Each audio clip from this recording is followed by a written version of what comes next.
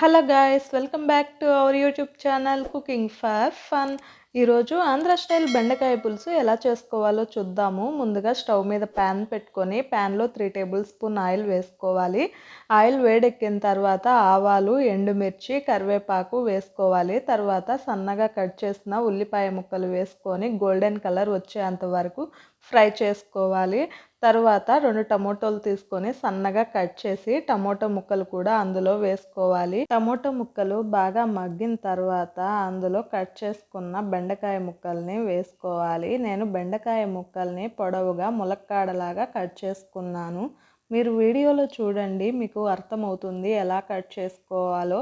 తరువాత 1/2 స్పూన్ పసుపు, 1 స్పూన్ కారం, 1 స్పూన్ సాల్ట్ వేసుకొని గరిటెతో బాగా కలుపుకున్నాను. తర్వాత అలాగే 2 మినిట్స్ స్టవ్ మీద ఉంచాను, ఎందుకంటే ఉప్పు కారం పడతాయనేసి. తర్వాత గ్రేవీకి సరిపడా నీళ్లు వేసుకున్నాను.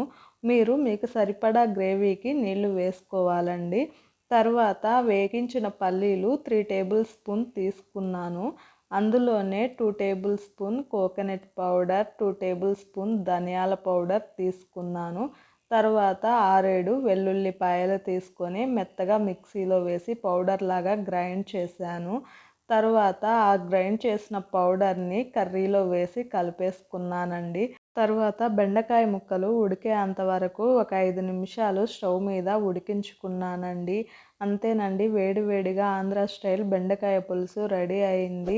ఈ బెండకాయ పులుసు అన్నం, చపాతీలోకి టేస్ట్ అయితే చాలా బాగుంటుందండి. మీరు కూడా ఒకసారి ట్రై చేయండి. నా వీడియో మీకు నచ్చితే లైక్ చేసి, షేర్ చేసి, సబ్స్క్రైబ్ చేయండి. ఇంకా బెల్ ఐకాన్ మర్చిపోవద్దు.